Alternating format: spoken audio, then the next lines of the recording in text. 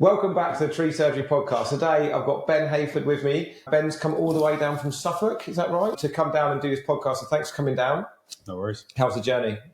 Long. It is long. It makes it so much better coming and doing this conversation in the room, though. So thanks for coming down. Yeah. So Ben, tell me, how did you get into the industry? So when did it start, and what was your experience getting into the arb industry? Years ago, I was a gardener. I was a gardener for years, about 10 plus years. I actually started working when I was 13, pruning apple trees in an orchard. Yeah, nice. So that's always been a speciality of mine because I can get customers' trees, fruit trees to fruit.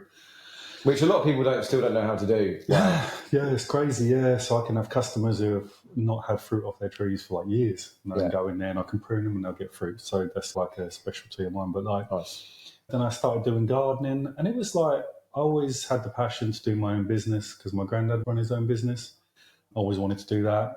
But gardening, it never really seemed like you could get decent money out of it. It always seemed like, there just wasn't enough. Most gardeners, you don't generally have big gardening companies, do you? Most gardeners are, from what I see in my local sort of village and area, they are one-man band with a box full of tools, a van full of tools, and they're charging, I don't know what the going rate is these days, but 20 quid an hour or something. I think it's around 20, around 20, something 25 like that. And it's area. the scalability is difficult. And then there is a lot of, we live right next to SO Refinery, and there's a lot of people that retire at 55, and then they retire and then they go and be a gardener. But then you've just got guys who are pottering around. Just for a bit of beer money. Just for a bit of beer money and something to do. It, right? So it's difficult. So I see that a lot.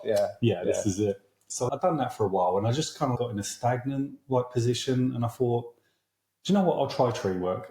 So I paid for my cross-cutting tickets. This was years ago, probably about 16 years ago, something like that. Up in Suffolk at Ollie College. Done cross-cutting and done the felling. Then kept trying to get into the work. Couldn't get into it. Then I got a job at the council, and I was a bit cheeky. I literally bombarded them. I was like, don't use contractors, use us. Put us through the tickets and have your own team to do the tree work, and you can save yourselves a bit of money every now and then. They already had a chipper, they already had the trucks. And then after a while, badgering, and then they finally put me and another guy on a climbing course. Nice. Done that, really enjoyed it. Thought, wow, this is it. This is what I want to do. Paid for my aerial pruning course. So I'd done that. Then got a job at BTS. Yeah, I know BTS. Mm-hmm. Yeah. Got a job with them. I got the job as a climber on the tree team. That was known back then. So it wasn't so much utility work. It was more domestic based. Yeah, because I've only really known them for power line stuff. Yes, they do all sorts of tree work. Yeah, so we had a new manager. It was like a new team set up. Yeah. And it was basically for the domestic market. Although it slowly, gradually turned into more the utility stuff, more clearances for new lines going up and stuff like that. Yeah. And loved it. After about 2 or 3 years, then I was made the foreman. They had their own in-house training facility. They put me on every training course you could imagine. So, and then after that, I just thought I still had that itch to do my own business. So, I started up my own business after that. And what year was that, roughly? That was about 2014, probably 15, something like that. Cool. And then how was it? How hard or easy did you find it setting a business up? Great to start with. Yeah. Yeah, really good. I had that drive. Like anybody who starts their own business, even you see it now, the young kids, they get a truck, they get a chipper, and they just have that naivety. This is it. Yeah. Naivety to not know what's fucking coming in the future. This is it. Because I was, first of all, I subbed to BTS. And I remember I was travelling from Needham Market down to Essex every day, and they were paying $320 a day for a 2-man team. And I was shit, right? Yeah. I was like, so in my head, if I was getting $350 minimum in my local area, I was winning, right? Yeah. So I just went for the $350 a day. That's what my day rate was. I didn't tell my customers that, but I just said $350 if it was going to take a day. And I was winning a lot of work. Yeah. Just went from there. Yeah, I was on three in 2008, 2009. That's what I started on, subbing for someone 350 a day. Mm-hmm. 2-man team, 350 a day. That's it, yeah. When I look back now and I think about that kind of money, I'm like, how did we do it back then? But I guess Yeah, I know. like inflation and everything else had gone through the fucking roof at that point. Yeah. Yeah, nice. So you were contracting and doing a bit of your own work as well at the same time. Nice. Yeah, and it just went from there. I won some decent contracts, and it just went from there, really. And yeah, until about 2018, something like that, and it all just went downhill.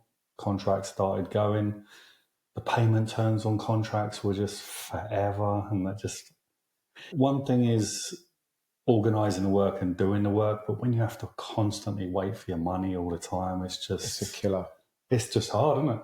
Really hard. Yeah, it's really hard. Doing domestic work, like usually you do it, you get paid. You do it, you get paid. It's such a big mindset shift and feeling when you go from doing the work today, paying all your staff, paying everyone everything, paying out, even paying your VAT and your PAYE, and then getting paid 2 or 3 months later. Yeah. Commercial terms have got better. I've seen it in the last 10 years. They've slowly got better, but I remember waiting 6 months to get paid before. That's right. And I think the times that my mental health has struggled the most in the last 17 years, it's always when there's no money in the bank. You've got suppliers chasing you for money. You've got like the VAT man chasing you. You've got to pay everybody.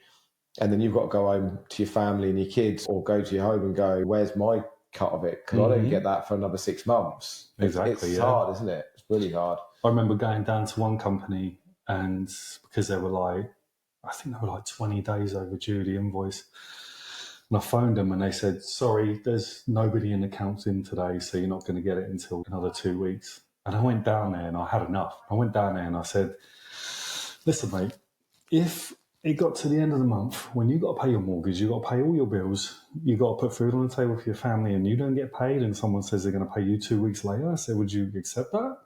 Yeah, by the way, sorry, someone's gone on holiday, I can't pay my mortgage. I'm going on holiday, can't pay my mortgage this next 2 weeks. This is it, yeah, and they don't put up with that. That's like, that needs to change as a whole, to be fair. This 30-day invoicing, 60-day invoicing is just, that's not fair on the smaller companies, you know what I mean? No, they're not established companies. Yeah, it's hard. It's really hard. As I say, like when the money's tight, and the difficult thing is that I think when you're also doing work and the margin is so small, and then you've got to wait for your money, and I see it all the time, and I went through it myself. We had to do invoice factoring, which is where you have a loan company who loan you off of what you're owed. Yeah. So if you're owed 100 grand, they'll give you 75% of that. So they'll give you 75 grand, which is great. It's money in my bank now. So I could be owed, generally at HRG, we could be owed anywhere between 150 and 300,000 at a time. So there are facilities where you can draw down that money early, which all sounds great. But then they take a percentage? They take a percentage. That percentage is, I haven't done factoring for 5-6 years. When we were in trouble before with the business, we did it. I think it was £4,000 a month they're taking out of it. So if your margin without factoring is, say, 12-15% net profit, like we were losing 3-4% just to get our money early. So it then starts costing you a lot more money to run the business. And I see it all the time in this industry where people are using factoring companies, and it just bottoms out the business because it's like an overdraft. Yeah, you just basically, once you're in it, you're not getting back out of it. So it is tricky, and it does. I think it's got better. It certainly feels better. Like all the local authorities we work for, one pays us 7 days, which is amazing. That's good. And all the other ones are 30 days. Our book doesn't really run much past 35 days now, unless it's gone to the wrong email address, or I think there's some work you can do up front before you work for someone to make sure that where the invoice gets to the right place. So I think it has got better. That's good. But it's still hard. So anyway, we digress slightly. So you grew your business, and then things started getting tricky in, say, 2018, 2019? Yeah, so I just thought, you know what? I just can't be asked anymore.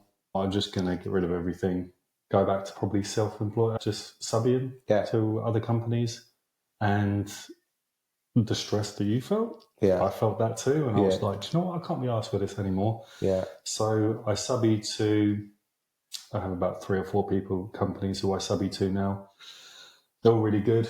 I know exactly where I stand in the company, and I would just go with them. I just went with them and do a bit on decide for my own stuff and just pretty much do that really. Yeah, nice. And what, apart from the money side of things, what other challenges did you face when you were running your business? What do you, apart from getting paid, what do you think one of the biggest challenges were that you faced?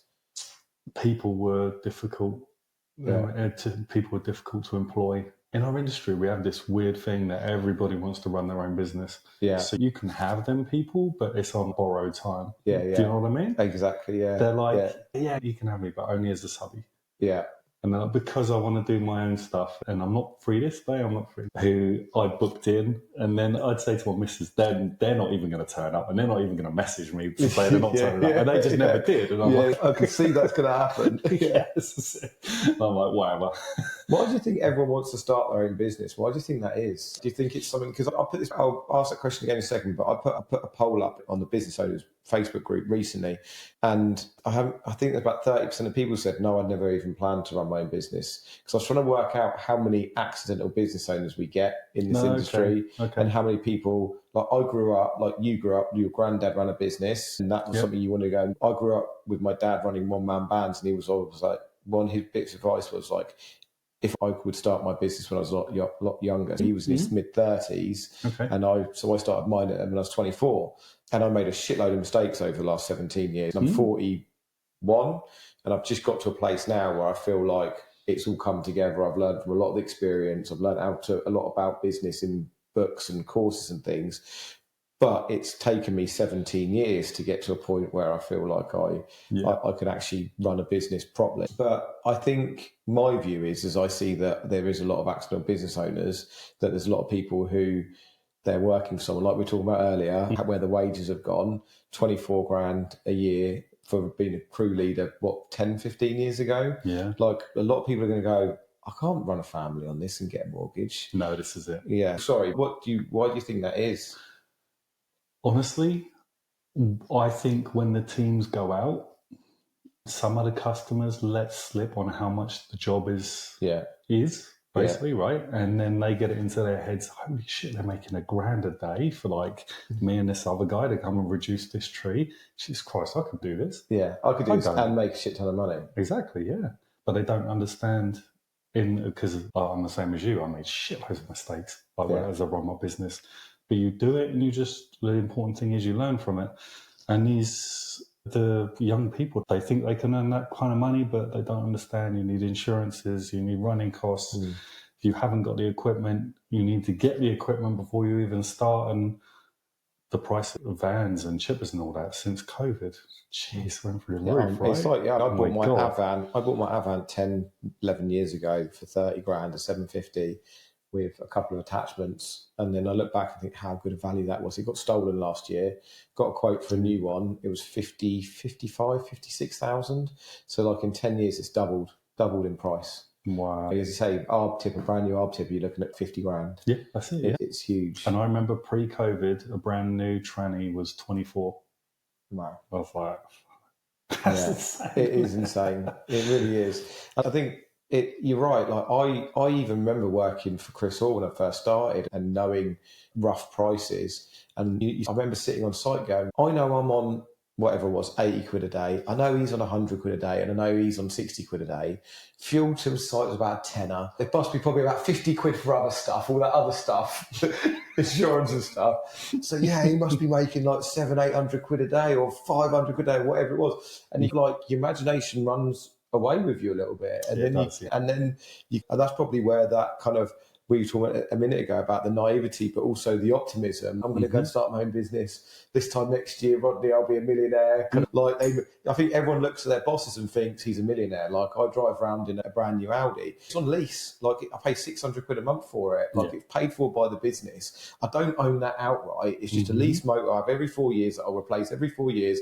It's just done. So my staff probably look at me and go, fucking hell, he's a millionaire. Do you know what I mean? Yeah. And then it's easy. So I think you're right. Like, not all of our paperwork, we've got all the prices all over it. But something we did last year to combat that is, because I always try and work out how we can, there always seems to be in most businesses, there's like a them and us when it comes to a management team, and then the guys on site. Yeah, there's two teams. Where I wanted us to try and get in our company is we're all wanting, like we're all working for the same thing at this business. We all just want to have a good place that we can come and work, that we can have mates where we enjoy and we can have a bit of a crack, but we also feel a sense of kind of achievement when we all get a good thing done, rather than this them and us. So I pulled everyone into that room next door, our training room, and I put up a whole P&L for it for the year.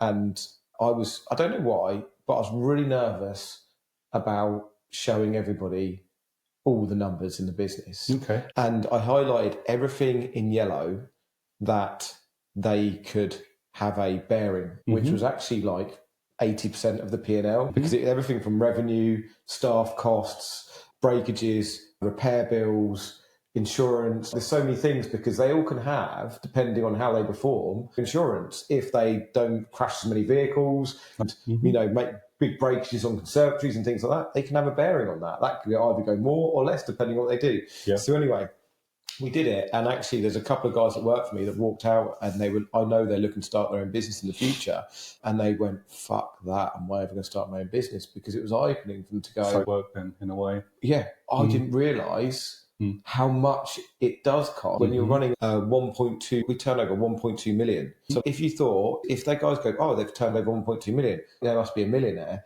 we're like, it probably cost us $1 million to run that business. Yeah, so then then go, oh, it's not cost them 300 grand to run their business, and Henry just made £1 million last year.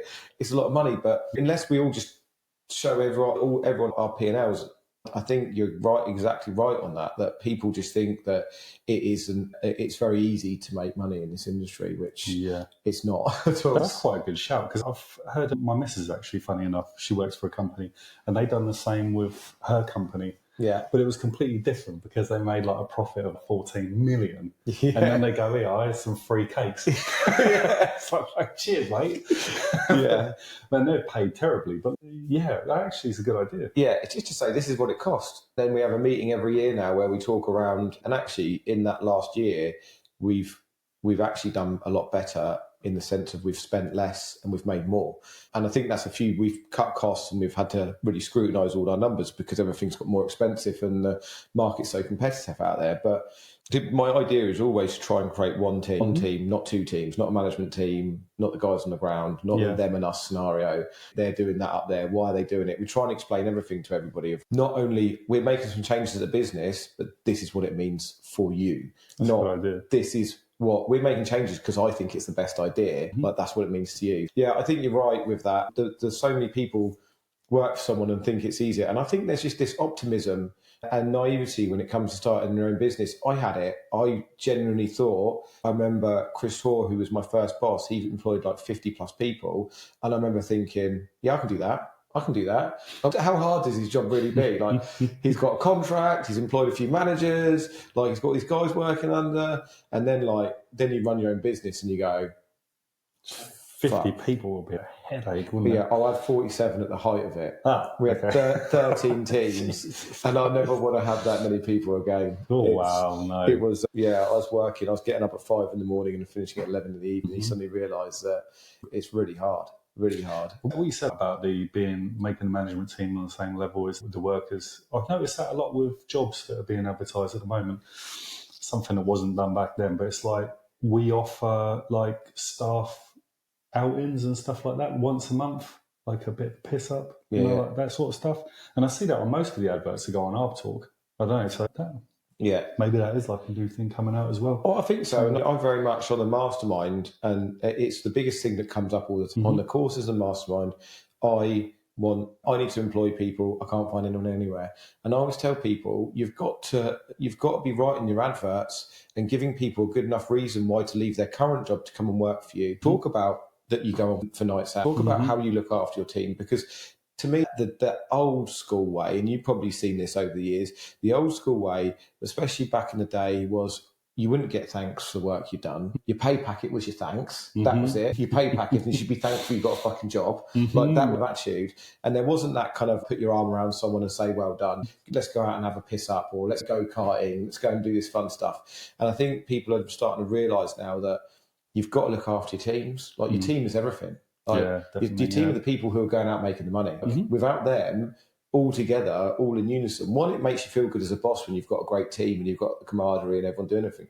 But if you take away the fact that if you're a boss and you don't care about how your guys feel, monetary-wise, it makes sense to look after your teams. Exactly. It makes sense to look after you people. want to keep them at the end of the day as well. You want to keep hold of them for a long time. We've got guys who've been working for us 14, 15 years now, and I think that's because we try and create a place where we can have people in there. But I think there is that kind of naivety when people get into business, and we were talking off camera about how the wages have gone up. And I think now it almost doesn't make sense to start your own business. Not really, no. Unless it's something you really want to do. But if you can go and earn 50 grand a year, like I'm certain there are a lot of tree surgery business owners.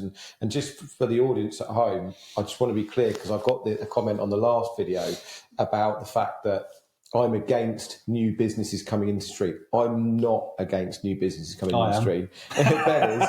I'm not. But as long as that's something that you want to do, and you get the right business advice, and you don't just have this race to the bottom where you're just pricing really low. But I think it doesn't make sense, because I'm certain there are lots of business owners out there that pay themselves a director's wage of 10 grand a year, or whatever the tax thing is, and then they're waiting to take their dividends at the end of the year, which have gone down even more now. And then they get to the end of the year and they go, oh, I've not quite made enough money. I'll pay myself 10 grand, 15 grand in dividends, and they're earning 25 grand a year. And like you say, going back 10 years, you were on 25, 24 grand a year, but now you can go and get a job working for someone for 40, 50, 60. We've got a guy who came down from London, and he was being offered £70,000 a year to climb. That's crazy. 70 grand. I'm sure there's a lot of directors out there that don't pay themselves 70 grand a year. This is it. Yeah, all right, we're talking, you don't want to go and ruin your body and be climbing into your 50s. That's going to be very rare. But even going and being a commercial manager, a surveyor, something like that for somebody, you're going to earn some good money. So there's not this need for loads of small business owners. So anyway, we've digressed loads, but this is what I love about this podcast, is just get some good conversations on the go. So you came to an head with your business, and you just decided to end it. And what were the real factors that sort of played into that? Do you know what? It's like you just get to a stage where you just feel like burnt out. I did anyway. Yeah. Oh, yeah. I've been there before, where I've just been in bed for a week because I got burnt out. It sounds mental, but you're just going all the time mentally. Like you don't ever stop, do you? No, and it's just, what am I doing? And for me but the thing that stopped me from making a massive change was the same thing that makes everybody do a massive change in this industry, that you can't match the money. And that's difficult, isn't it? Yeah. I was thinking about, because I've got a few other skills. I'm pretty good at tattooing. I'm a little bit good with mechanics. I work on my bike myself and stuff like that. So that's something I would like to do. But I can never really put my finger on what I want to do. Just recently, this year, I thought, do you know what? I'm just going to go for it. And I managed to get a trademark for my logo. Yeah. And I do sell T-shirts, hoodies and stuff like that. And what's your brand? It's Tree Ninjas. Tree Ninjas, nice. Yeah. And what was that based from? Is that based from, how did that start? How did that come up? Just literally wanted something cool for my kids. Yeah. Yeah. And I thought, do you know what? Tree Ninjas. I drew up the logo, sent it to a graphic designer. He done this for me. And I thought, that looks cool. And my kids are like, oh, that's awesome. Yeah, Dad. love it. So I've got a few T-shirts now printed off for them, and they wear them all. I've done a few books on Amazon, children's books. And it's something I can work towards. I wanted to get the trademark done, which was good. But I find a lot of people get to the end of their career climbing-wise and being on the tools in this industry, and they're like, fuck do I do? Yeah. And I was one of those people. I was like, I can't be fucked to take down big trees every day. I'm good at it, but I can't be fucked. Yeah. Just get, so your body, I'm 41 and I haven't been on tools for, I don't know, probably 6 years the last climb a tree. And I go to the gym and stuff now. But I was out in the garden this weekend, and this morning, like getting up for the gym, my body's aching and I'm fucking in the garden. That's going back to gardening. I'm not even climbing a tree or lifting that big fucking log. So it's just not, we're not built to be that physical for our whole lives. No, I'm not talking about like a bit of physicality, but tree surgery, I think, has got to be one of the most physical jobs out there.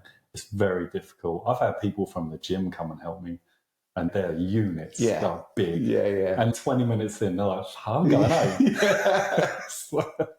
It takes someone crazy to do this sort of work, doesn't it? It does. I think that's maybe where we're not getting so many new people into it because it's so difficult. Yeah. Maybe, I don't know. I think it's so difficult. I think its generations are getting softer. But they want to be TikTok influencers these days. And mate, if I can make money doing that, I'll do that. Yeah. I tried OnlyFans, that didn't fucking work.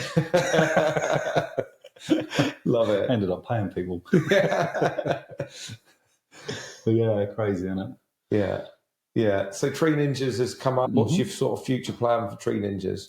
Honestly, I've got a few plans in the mix, but I need money to be able to put them plans into motion. Yeah. And at the moment, our area, Suffolk, so many people have sold their businesses, tree surgery businesses. Yeah. It's just, what is going on?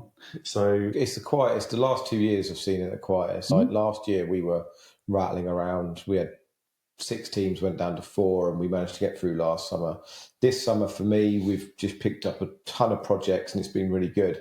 But I certainly know from guys on the mastermind and then just general consensus. We had a phone call a few weeks ago and we talked about, and then talking to other people, especially the domestic market, it just seems to be either you picking work up cheap, which is, to me, there's no point in doing it. No. Or it's just people aren't spending money at the moment, are they? So it is quiet, certainly domestic wise. Very much, It's challenging out there, isn't it? I gave a lady a quote the other day to take down 2 sycamores, and these sycamores were some of the tallest I've seen, over 100 foot. And I said, look, you want it chipped up, the logs cut and stacked, take me a day and a half, I reckon. I said, well, it's going to be about $1,000, 1,100. And she was like, it's too much. I was like, okay, find someone else. I'm happy to walk away from them now. I'm just like, you know what, that's fine. Use somebody else, that's fine. But once I get the money coming in, I've got something new coming up in a couple of weeks' time, which will save my body a little bit and keep the money coming in. Then I'll start doing my T-shirts and clothing more, working on more books and other little projects I've got with Tree Ninjas in mind. Yeah, nice. Love it. And then just trying to evolve that into other piece garments and things like that. Yeah, pretty much. Yeah, nice. Yeah, not sure what sort of stuff I'm going to move into yet with the clothing, whether it's going to be purely just working stuff. Yeah. Or whether it's going to be casual stuff, what sort of way I'm going to go with it. But I just have to come up with a plan. Yeah, nice. I've got some pretty good ideas. Yeah, the good thing about running our businesses is, like you say, you pick up a whole collective of skills as it is. Like everything from, I'm not mechanically minded. I wasn't, but when I started my own business, I needed to know how to fix my chipper. I needed to know how to fix my van. I remember taking 200s apart and fixing them, having a load of them. So you pick up these skills and you've got to do sales, marketing, customer service, operations, like the whole thing. Like you pick up this like complete collective. So you can literally use all of that to help boost up what you're doing. And I'm really keen to see how it evolves. After you ended your business, you just went out and subby for different people. Yeah, pretty much. And how did you find the subby way of life? Because there's sometimes a negative sort of feeling from business owners about subbies in this industry. But how did you find subbying and working for other people? So there's a common thought that subbies are only called in to do the shit work. Yeah, and that's true, right? Yeah. Because if they've got climbers there who can do it, then they'll get them to do it. Yeah, most of the time it was stuff that was a little bit dodgy, and I've done some really dodgy stuff over the years. Yeah, but the sketchy trees. But literally. But get there at the time, you climb, you know what your job is for the day, you climb, you do it, and then at the end of the day you go home. You've made your money. If the job doesn't get done, it's nothing to do with you. The guys I subby to, they're pretty good. If I turn up and I say, man, you're going to need something else for this, or this is going to take longer, mate, come on. Then they trust me and they go, okay, we know what you can do anyway, so that's fine. Lovely. Going from running a business and having to pay this for this, just going by myself alone to jobs and getting paid and going home and not worrying about nothing.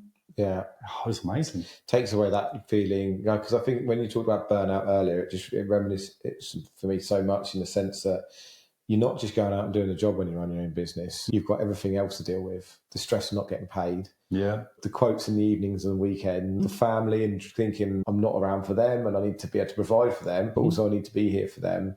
And then I used to, and I still do occasionally, daydream about what it'd be like to not have that pressure anymore. So that's obviously what you're alluding to, is that taking that pressure away is probably not a bad place to be for a while. No, because I was the same as you. I was out Saturdays, Sundays, looking at jobs, evenings. I was out all the time when I first started. I remember dropping my kids off at a play world and then coming back to sharpen a 661 because I had a big job the next day. Yeah. Yeah, it never stops. That was before the grinders. I said, do it by hand. It took me like 2 hours. Yeah. It's just... And when I went subbing, all of that just went. One of the guys I was subbing to, he had a highways contract, so if any emergencies like trees fell in the road or anything like that, he would call me and I'd go out and do that as well. So I was earning probably more than I was earning when I run my own business. Yeah. And having zero responsibility to get my money, I don't have to pay anyone else. It's just mine. Yeah. It was lovely. It was honestly, it was like a breath of fresh air to finally relax. Yeah, and enjoy family time and switch off. Like my phone's always there. Like it's always there and it's always bugging me because I know that someone's going to be trying to contact me any minute. It never lets you go. But I think that's like one of the biggest challenges I see in the industry is that we've got so many one-man bands who are in the industry, which dilutes the market. We've also got these big contractors who are winning in big contracts who, for not great money, who then subcontract to, they see like the ground controls, who their ideal model is the one-man band, essentially one team, and they'll then work for cheap. People will work for cheap for them. So we've got this kind of double-edged sword of people. But I think now that, like we talked about earlier, you can get paid well. My hope is that people will start... Less people will go and be a one-man band or go and have to subcontract to big contractors for cheap, which will then bring more money into the industry. Because the reason why I do the mastermind, and I always talk about a rising tide, the reason why I do this podcast is because it's free content. So my mastermind, my courses, they're paid for. Not everyone's going to want to pay to come and sit and listen to me for a few days. It's fine. I don't mind. The reason why I do this podcast is to try and get as much information out into the industry about all this stuff we're talking about now, and people underpricing and going, if we're going to run tree surgery businesses, we need to be charging top money collectively as an industry. Exactly. Like one of my last guys, he said, we need a cartel. I was like, okay, maybe that was on the podcast. I was like, maybe not quite a cartel. That's a bit extreme. But like, it's about just everyone going, once I know what I want to earn as a business owner, once I understand the costings of what it costs to run my business and the fact that I'm going to need to have pension set up for myself in the future, maybe some assets, like if I want to retire at any point, all that kind of stuff, I'm going to need future money, then it will push the rates up naturally, which will mean we can pay our staff more, which will mean it will take more people coming into the industry. Because I think, like we were talking about earlier, like a lot of people want to be TikTok influencers. There's not a big draw of people coming in the industry. I think it's because people look at it and go, what, you want me to do that much work and you're going to pay me what I can get for just going and stacking shelves at Tesco's? Yeah, literally. No, I'm just going to go and stack shelves at Tesco's and just work out what I want to do. I'm not going to go and do that really labour-intensive job. But if that was more, people would just go, actually, no, maybe I won't stack shelves at Tesco's. I can do a bit harder work and go and earn that much money, and it brings people into the industry, right? So I think it's like this circle, but it's just trying to get us to get out of that. I think for the amount of crap work we do, I was out climbing the other day, and I thought, do you know what? This is an awesome job. Yeah. And I know I will miss it a little bit when I go into the supervisor thing. But like, I miss it now, and it's just missing that kind of adrenaline pump. When you're climbing on a day like today, like a beautiful day, and you're right at the top, and you're knocking tops off, and you're like, shit, this is cool. Yeah. So any young kid coming into this industry, like if they just stick with it, it's an awesome job. Yeah, it is hard work though. It's super hard work. Yeah. It is, but proper adrenaline junkie's job, isn't it? Yeah, I've done a couple of months last year at Otley College as a teacher, and some of the young kids there, they were awesome. Some of them were really good climbers, and you could tell, like most of the people in this industry are tapped in the head, aren't they? Yeah, they are 100%. Yeah, you could tell they're just wired, like ADHD or something. Yeah. and you think, yeah, you're going to be good. Yeah. And so it's nice for them to get into it. But the adrenaline junkies, I think it really appeals to them. There's a lot more women coming in now well, which is really good. And it's nice to see. It is really nice to see because it is such a male-heavy environment, isn't it? Like, it'd be quite intimidating. We've had girls that worked for us before and they're absolutely brilliant. Like, I think it's just a part of the way it's moving forward. What do you see, apart from obviously the labour shortage, what do you see the other big challenges in our industry to be? It is just the labour shortage, really, isn't it? That is pretty much just labour, yeah. It is. And the bigger, I find that we don't talk about it enough in this podcast, but there are a lot of big companies that go out and buy contracts and then it just gets put down, it just gets filtered down to the subcontractors all the time. And I think there's a few challenges. Okay, a different question for you. What do you see the future of the industry to be? Like, we've got to where we are now. How do you see it playing out in the future? Since I've been doing it, so I've been climbing 15 years. So about 16 years I've been in it, 17, something like that. It's changed from, cutting and climbing and cutting and all that and lifting like massive slabs Who can lift the biggest fucking log? Who's got the biggest fucking lift on them? This is it. Right now, most companies have a van. Yeah. Or they have a digger with a grab. Yeah, some sort of skid steer. Working quad or whatever. You've got these companies that go even bigger than that, where they do massive contracts and they've got the big lorries and the grabs. Merlots and this is it. And so I would not be surprised. Obviously, this can't happen in every single situation, but I wouldn't be surprised if it just goes fully mechanical. In 10 years' time. I mean, obviously, the domestic stuff will still require the odd one-man band or something like that. But I would not be surprised if they say across the board, 10 years' time, no one climbs. Yeah, I could see that. I was talking to a health and safety guy the other day, and he said you wouldn't believe the amount of working at height falls there still are in our industry. Wow. He said there's tons. He said there's a lot every year, even since the 2-rope things come in. Because I think most people still aren't doing the 2-rope thing. We very much push it on our guys. Everyone's trained. Everyone's got 2 ropes available to them. We go out and audit the guys, but I guess there's still a lot of people out there who are still climbing on 1 rope. I can almost guarantee there's tons of people that are still out there.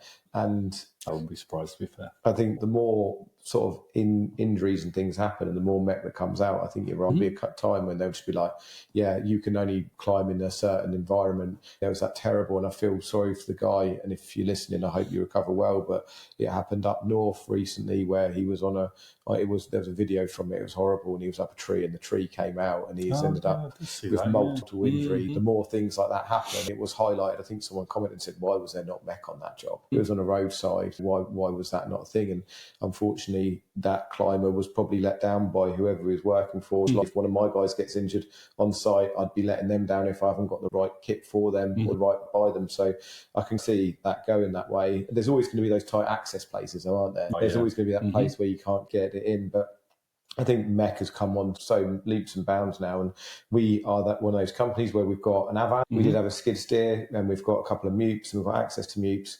But all I ever do now is there's so many guys with Merlots and Magnies and Arb lorries that we get a big job on like that, and we just subcontract people in. That's probably the best way of doing it, isn't it? Yeah, I've owned all the kit, and there's a big feed the other day about Unimogs. It's only that's right, I see that. Yeah, it's only an asset if it's going out working every day. This is it. Yeah. And I've bought loads of kit. I don't think every company needs to own it, but there's guys on my road that doing a tree job the other day, and it was like a tree that was like, it was in a back garden, but it backed onto a road, and the poor guy was chogging down. I was thinking, you just need a high and it would literally just pick it up in 2 sections. And I think, and that access, it's not like small companies don't have that access anymore, because there are so many contractors out there who aren't branded, who turn up not as their named company, and you go, I do it all the time. I use Alistair. And Alistair will come in, he's got a fast track, he's got a 360, he's got a UKEF chipper, he's got bins, hook load of things, none of it's signed written. He'll go, that'll cost you $4,000. I put a markup on it. We have a guy turn up and do the job. and we don't have to worry about any of our guys doing anything sketchy. This is it, yeah. I don't have to worry about hydraulic pipes bursting. It's all there. So I think, yeah, that is the way. And whether people will climb or not in the future, I think it's going to get less and less. And I think as we're not getting the people coming through into our industry, it's going to be less and less. It's going to start dying out, I think. It will do. Yeah. Yeah, it's a shame. It's a shame. So the future for you is working on your brand? Yeah, just supervising. Yeah. Trying to keep my fingers in a lot of pies. Trying to finger a lot of pies. Finger a lot of pies. Yeah. And when that's one pie won't work, I'll finger another one. That's what we all love doing. Love it. And if someone wants to come and buy one of your T-shirts now, are they available anywhere? So I'm in the process of setting up my shop. Yeah. But you can follow my TikTok page. Yeah. Which I'll give you at the end. Yeah, but put it on. We'll put it at the bottom of the feed, nice and any of your social media things. And thanks. I hope that the brand goes really well. And I think what would be really cool is once you get it really up and running, you can come back and do this again, and you can give us a little fashion show of all the different things that you've got, and we'll awesome, do another interview. Literally, all I'm aiming for is I told my boys I just want a big barn that I can fill with soft play shit and just have loads of Nerf guns. Yeah. Like fucking awesome. Yeah, I love it. Yeah, and just have a good crack. That's the thing. Like life is to fucking be enjoyed, and I found through running a business, it took that away for a while where I didn't feel. It's only in the last year or so that I've really started to really enjoy running my business. Everyone says it's a great thing. Well, yeah, business is great. And you always go and meet people and they're like, "How's business?" And everyone goes, "Yeah, it's great." And then you go, "Oh, mine's a bit hectic at the moment." And people go, "Oh yeah, mine's not quite there." We've got this kind of macho thing, haven't we, in this industry? Yeah. But what I love is what you just said is all I want is just have a barn full of Nerf guns. Like life's just to be fucking enjoyed at the end of the day, isn't it? You've got to enjoy it. You've got to find your partner. You just got to just enjoy it along the way, and I'm all for that. This has been a great interview today. Have you got final words you'd like to say to the audience?